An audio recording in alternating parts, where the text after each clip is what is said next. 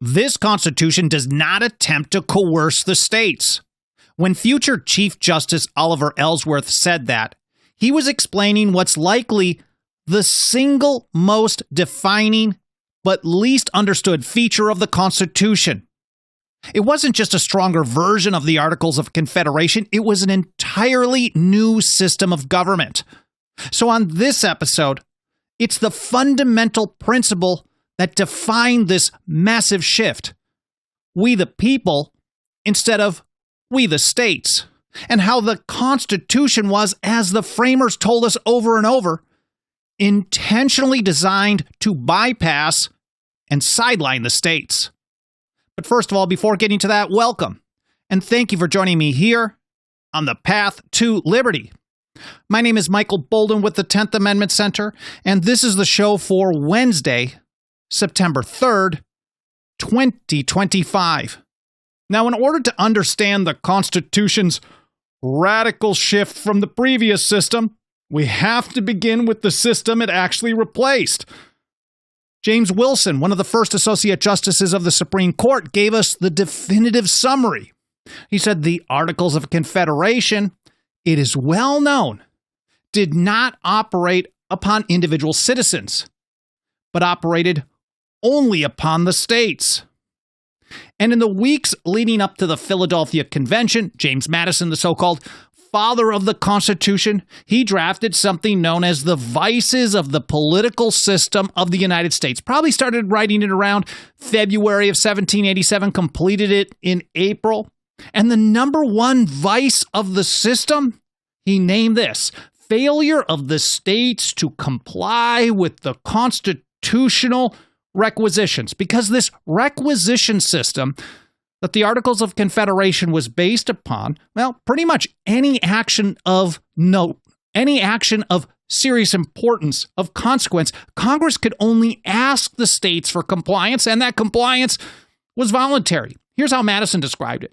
He said, this evil, right off the bat, this evil has been so fully experienced both during the war and since the peace, results so naturally from the number and independent authority of the states, and has been so uniformly exemplified in every similar confederacy, that it may be considered as not less radically and permanently inherent in than it is fatal to the object of the present system.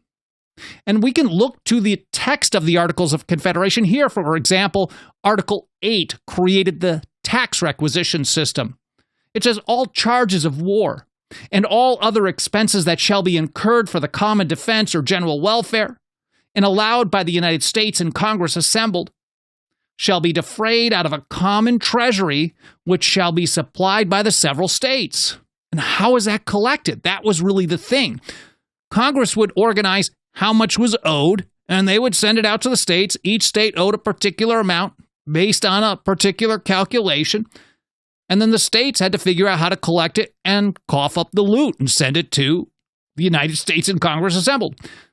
Here from the Articles, the taxes for paying that proportion shall be laid and levied by the authority and direction of the legislatures of the several states. Now, I think everyone at the time understood, and we should all understand this today, that when you put out a request for tax money and compliance is actually voluntary, you're not always going to collect as much as you want. George Mason described it like this: requisitions have been often refused, sometimes from an impossibility of complying with them, often from that great variety of circumstances which retard the collection of monies, and perhaps sometimes from a willful design of procrastinating. He's just acknowledging that this is how it kind of goes down. Now, on the Federalist side, they railed on this system over and over and over. Here's one quick example. Rufus King in the Massachusetts Ratifying Convention. He said Massachusetts has paid while other states have been delinquent. So he's looking at this like, why should we go along with this if these other states aren't even paying? So we need to, instead of saying, well, maybe we don't pay as well, the only solution for them was to force everyone else to pay. But we'll get to that in just a moment. Alexander Hamilton, he absolutely couldn't be brutal enough in his opposition to this. He called the whole thing rotten to the core. He said that requisitions have been the cause of a principal part of our calamities, that the system is defective and rotten and ought forever to be banished from our government. Now, Patrick Henry and many others on the anti-federalist side, they didn't take this same kind of view. Not everyone agreed with Patrick Henry. He was probably the most hardcore, along with Luther Martin.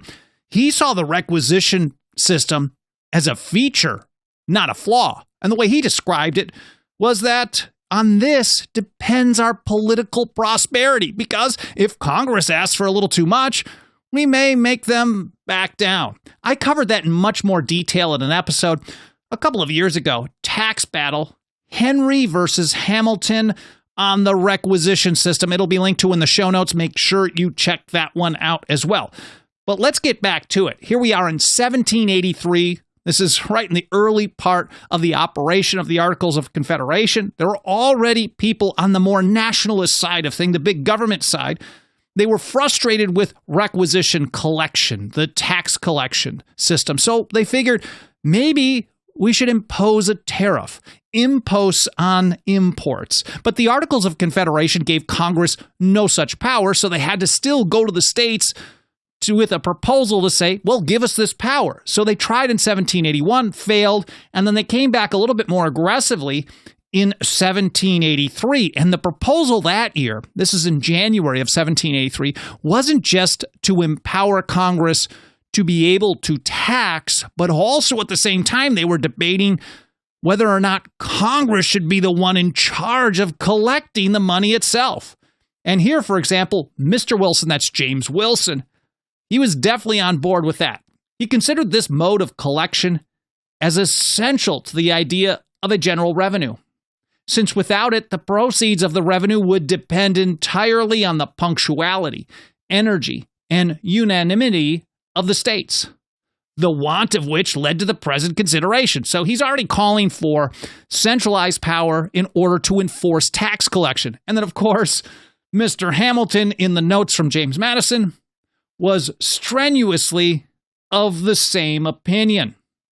Now, Hamilton, of course, was never really one to just be happy with one proposal for power. He was always laying the foundation for more and more and more in the future. And even here in 1783, he saw an opportunity and wanted to push to expand power even further. He had an additional reason why he was in support of congressional power to collect the taxes.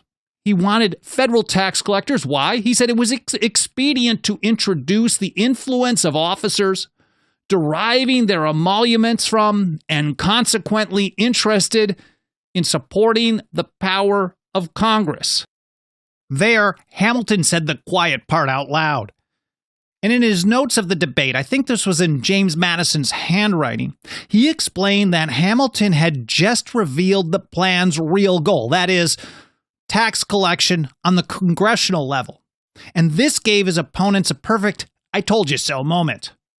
Here from the notes, this remark was imprudent and injurious to the cause which it was meant to serve. This influence was the very source of jealousy which rendered the states averse to a revenue under the collection as well as appropriation of Congress. This was a very common take at the time, probably the most widely held one. Hamilton was on the extreme end of things, and if you think about it logically, it makes sense. If you give the same body of men the power to not only collect taxes but to appropriate and spend it, it's likely they will continue wanting to collect more and more so they can appropriate and spend more and more and more. It's like an endless feedback loop of expanding taxation and power. And I think it sounds pretty familiar, and I wonder if you do as well. Anyways, back to the notes. All of the members of Congress who concurred in any degree with the states in this jealousy, in opposition to Hamilton's collection plan, that is, smiled at the disclosure. Mr. Bland, and still more Mr. Lee, who were of this number, took notice in private conversation that Mr. Hamilton had let out the secret. Anyways, I thought that was a pretty juicy detail. I wanted to share that with you as well.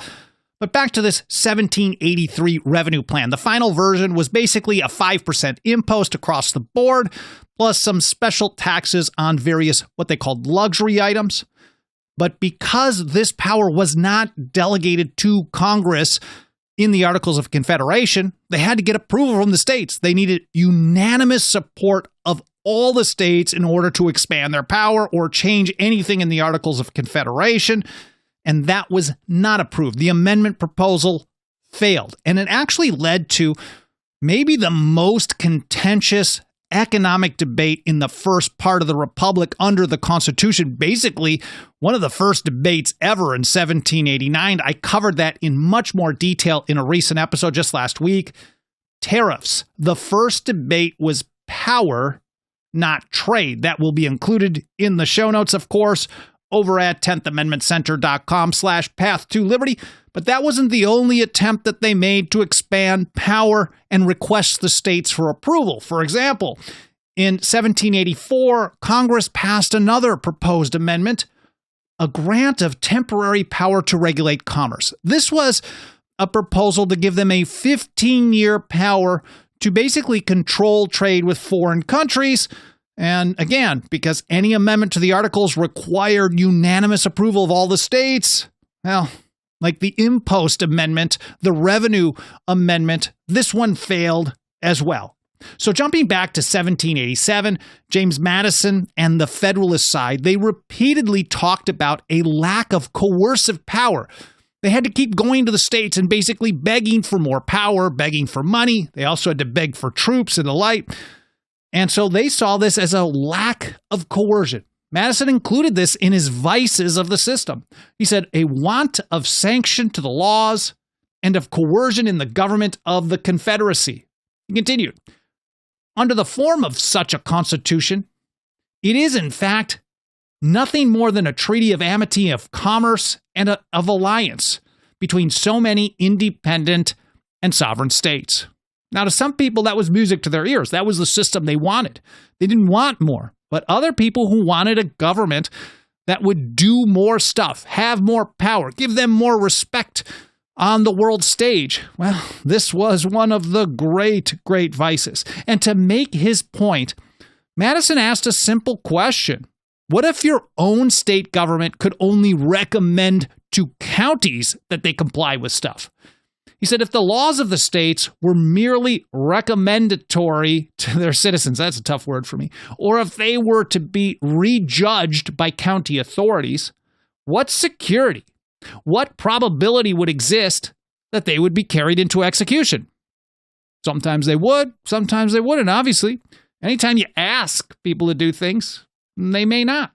He said, is the security or probability greater in favor of the acts of Congress, which depending for their execution on the will of the state legislatures, which are, though nominally authoritative, in fact, recommendations only. I'm just going to call it recommendations. Basically, he's saying whenever Congress passes something of note, it's really just a recommendation, and now we have to find a way to convince the states. Again, there were many people who thought this was a good thing, and we'll get to that in just a moment.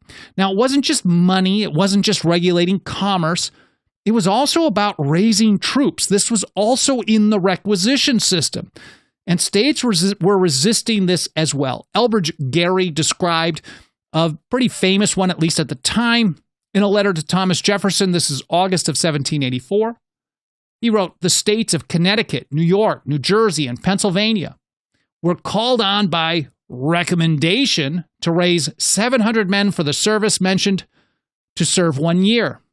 The first and last, Connecticut and Pennsylvania, that is, will probably comply with the recommendation. Probably. He wasn't even certain at that point that those two would be on board.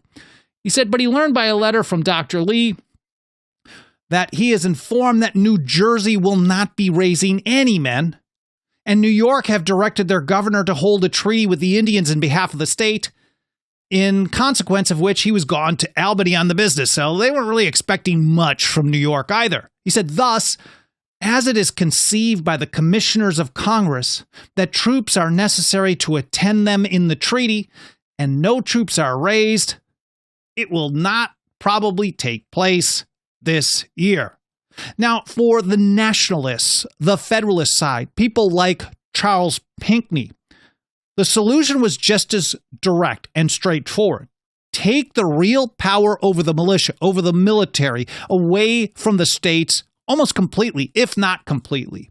And here's how he put it at the beginning of the Philadelphia Convention. This is May 28, 1787. He said, "To place, therefore, a necessary and constitutional power of defense and coercion in the hands of the federal authority, and to render our militia uniform and national, I am decidedly in opinion they should have the exclusive right of establishing regulations for their government and discipline, which the states should be bound to comply with, as well as with their requisitions for any number of militia whose march into another state the public safety or benefit should require." So Pinckney's plan was very broad. It wasn't just about public safety. It was anything that the benefit of this other state having troops come from your state and sent over there should require. I've got a lot more on this in just a moment, plus some responses from people like Patrick Henry on the anti-federalist side. But first of all, I should mention that while I realize I'm going through a lot of this important historical information pretty quickly, it's my hope that this episode, like every single one, serves as a bit of a highlight reel for you and encourages you to do a little bit more research on your own time. And if you're that kind of person, you are in luck, because the 10th Amendment Center's got your back every single episode. We publish a blog post for that episode over at 10thamendmentcenter.com/path-to-liberty. It's all spelled out. Alan Mosley organizes the blog post for every single one. We're very grateful for his consistent and awesome work on this. And in it, he has a show links section that follows my notes. At least if I did a good job, he will include the links that I'm mentioning, whether it's Pinckney or Madison or Hamilton. I've got some Federalist papers, other episodes, Patrick Henry's various speeches on this, and the like. They will all be included generally in the order that I go through them in the episode. Again, that'll be at 10thamendmentcenter.com/path-to-liberty. Thank you, Alan Mosley, for doing awesome work. I'll get that published a couple of hours after the live stream is done. Now let's get back to it, and I want to cite here William Davie, another leading Federalist here from North Carolina. He explained that the root of all of these problems, again, it wasn't just one issue, oh, we want expanded commerce power, or we want more revenue power, we want to regulate trade or call up the militia. The root cause of what they wanted to change was the fact that they had to go to the states and ask the states for permission, basically, or for approval. They couldn't actually just pass something and have it, become law and then start happening. Here's how he put it. Another radical vice in the old system, which was necessary to be corrected, and which will be understood without a long deduction of reasoning, was that it legislated on states instead of individuals, and that its powers could not be executed but by fire or by the sword, by military force, and not by the intervention of the civil magistrate.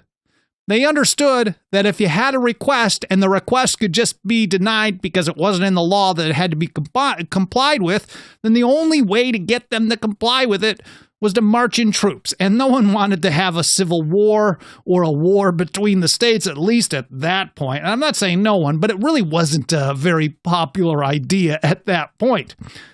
And so the Federalist side believed that the only choice was either begging or war, begging or bloodshed. And so they decided to go for another approach. And Davie described it like this. These considerations determined the convention, that's Philadelphia, the framers, to depart from that solecism in politics, the principle of legislation for states in their political capacities. And as the National Archives points out, this was literally the first thing that James Madison had as his goal at the beginning of the Federal Convention. They said first, he proposed to replace the existing federal government that acted through sovereign states with a national one that acted directly on individuals, exercising an authority superior to that of the same of the state governments. And this fundamental shift from federal to national, it wasn't hidden in the fine print. It was literally, as Rufus King explained in the Massachusetts Ratifying Convention, right there on the first page. He said, the introduction to this Constitution is in these words: we, the people. The language of the Confederation is, we, the states. The latter, he said, is a mere federal government of states. And like we heard from James Wilson right at the beginning, the crucial difference is in how those types of systems operate. And King put it like this: those, therefore, that assemble under it have no power to make laws to apply to the individuals of the states confederated. So a federal government has no power directly to affect individuals. He said, and the attempts to make laws for collective societies necessarily leave a discretion to comply with them or not. A federal union is a system where the general government cannot operate on the individuals. They cannot operate. It can only operate on states, and states cannot be compelled by law. They can only be compelled by force. And you can see this entire we the states approach throughout the Articles of Confederation. Generally, people will point to Article 2, which is very well known. It was a precursor to the 10th Amendment, and it reads, each state retains its sovereignty, freedom, and independence, and every power, jurisdiction, and right which is not by this Confederation expressly delegated to the United States in Congress assembled.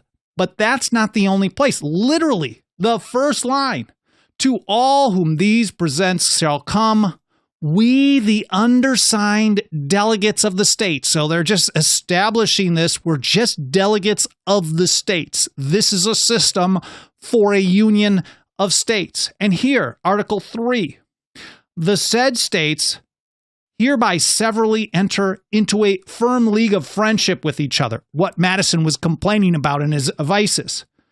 A league of friendship for their common defense, the security of their liberties, and their mutual and general welfare.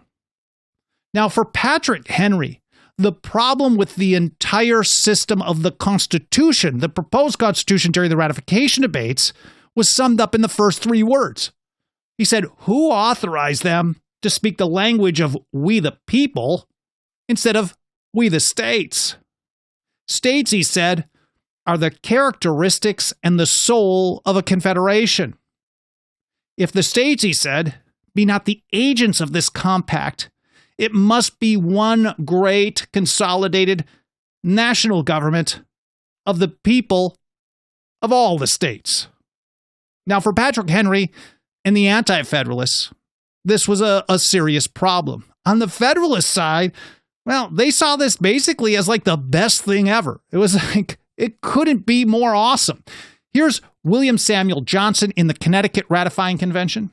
He said the convention saw this imperfection in attempting to legislate for states in their political capacity, that the coercion of law can be exercised by nothing but a military force. So you have to ask for stuff. You may get a no, you may get a yes, you may get somewhere in between. And so now we're stuck, again, with begging versus bloodshed. There couldn't be a third way under that system for them. They only could go for one or the other. So he said the force which is to be employed under the Constitution, that is the energy of law. And this force is to operate only upon individuals who fail in their duty to their country. This is the peculiar glory of the Constitution. The best thing they could ever imagine. This is the glory of the Constitution. And writing in Federalist number 15, let's get back to Alexander Hamilton. He did not pull any punches. He usually did not, whether you like his approaches or not. Any system that didn't operate directly on the people was the worst system imaginable. He said the great and radical vice in the construction of the existing Confederation is in the principle of legislation for states or governments in their corporate or collective capacities, and as contradistinguished from the individuals of which they consist. This is just repeated over and over and over again on the Federalist side, that the problem was that it was a federal union. They wanted a national system, that is, a system that operated directly on individuals. Now, debating the merits of the Constitution with Patrick Henry, George Mason, and a few others in the Virginia Ratifying Convention, James Madison made the case that under the Articles of Confederation, there really was no federal government at all. Here's how he put it. A government which relies on 13 independent sovereignties for the means of its existence is a solecism in theory and a mere nullity in practice. And Patrick Henry fired back at all of these arguments. This was actually a couple days earlier. But the arguments that you had to have a centralized power with coercive force on individuals and what it would result in. He said, if we admit this consolidated government, it will be because we like a great, splendid one. Some way or other, we must be a great and mighty empire. We must have an army and a navy and a number of things. And if you think about how they're discussing this, the Federalist side is basically saying, these are the things that we need. We need this type of power because we need to be, well, a national government, more respectable at home and abroad. We need to be able to collect more revenue, do more stuff. And Patrick Henry is saying, well, maybe you guys have the goal wrong. Maybe we should be thinking about some other end goal. And he referenced, of course, the American Revolution. He said, when the American spirit was in its youth, the language of America was different. Liberty, sir, was then the primary object. Now back to Hamilton. In Federalist number 16, he basically took the position that you're either going to approve this new system, or if you keep the old system, you're going to get the new system by force anyways, and it's going to be way worse. Now, I think everyone on the Federalist side, or most of the people on the Federalist side, really believed, maybe some of them hyped it up a little bit more than it really was, they really believed that either you would have begging or bloodshed. But I think for Hamilton, especially because he very likely wrote a couple of essays as Caesar in response to the anti-federalist Cato right after the end of the Philadelphia Convention in 1787, where he basically wrote, look, accept it as is, or you're going to get it at the end of a bayonet with George Washington marching down your throats. This is kind of, Hamilton really took that approach. Take it or get it anyway. And here's how he put it in Federalist 16. It seems to require no pains to prove that the states ought not to prefer a national constitution, which could only be kept in motion by the instrumentality of a large army, continually on foot to execute the ordinary requisitions or decrees of the government. So if you look at the mentality, Patrick Henry and the tax requisition system, he's like, this is awesome. Of course we want the states to be able to say no to Congress, to the federal or general government. And Alexander Hamilton saying, well, if the general government says it must be done, we're going to find a way to get it done one way or the other. And it's going to end up with an army if you keep the system of requisitions as it is. Anyways, he continued. And yet, this is the plain alternative involved by those who wish to deny it the power of extending its operation to individuals. Such a scheme, if practicable at all, would instantly degenerate into a military despotism. Then he explained the entire reason he wanted the entire system changed. And he was far from alone in this view. Basically, these pesky states are getting in the way of the power we want to exercise, and they must be stopped. He said, if the interposition of the state legislatures be necessary to give effect to a measure of the Union, they have only not to act or act evasively, and the measure is defeated. TLDR, as long as the federal government relies on the states to implement or effectuate or enforce their acts or regulatory programs, the states have an easy strategy to bring those programs to an end. Charles Pinckney made the same kind of case right at the beginning of the Philadelphia Convention. He said, no act of the federal government in pursuance of its constitutional powers ought by any means to be within the control of the state legislatures. what would happen otherwise? He said, if it is, experience warrants me in asserting that they will assuredly interfere and defeat its operation. So that brings us back full circle to Oliver Ellsworth. This is in the Connecticut Ratifying Convention, January 1788. He later became the third Chief Justice of the United States, and he explained the foundation of the Constitution structure, the foundation that was such a radical departure from the system of the Articles of Confederation. He said, I am for coercion by law. That coercion which acts only upon delinquent individuals. This Constitution, he said, does not attempt to coerce sovereign bodies, states, in their political capacity. No coercion is applicable to such bodies, but that of an armed force. Now, unfortunately, no one learns about this essential foundational principle today, except here, of course. And I think we have a pretty big takeaway for us in modern times. That is, first of all, states are not agents of the federal government, period. And the federal government holds no constitutional authority to require states to implement, enforce, or effectuate federal acts or regulatory programs. And in fact, the framers told us over and over and over, especially if you think about Hamilton in Federalist 16, about how relying on states is a terrible idea. They designed the entire system to move away from requiring or relying upon states to do anything or everything. And understanding this Federalist explanation actually gives us a pretty powerful strategy in a system where we live under the largest government in history. The federal government is absolutely massive, and it specifically relies on the states to implement or enforce most federal programs. They consider the states their partners on enforcement for most federal programs. All the states need to do in that situation is to not act or act evasively, and the federal programs are defeated.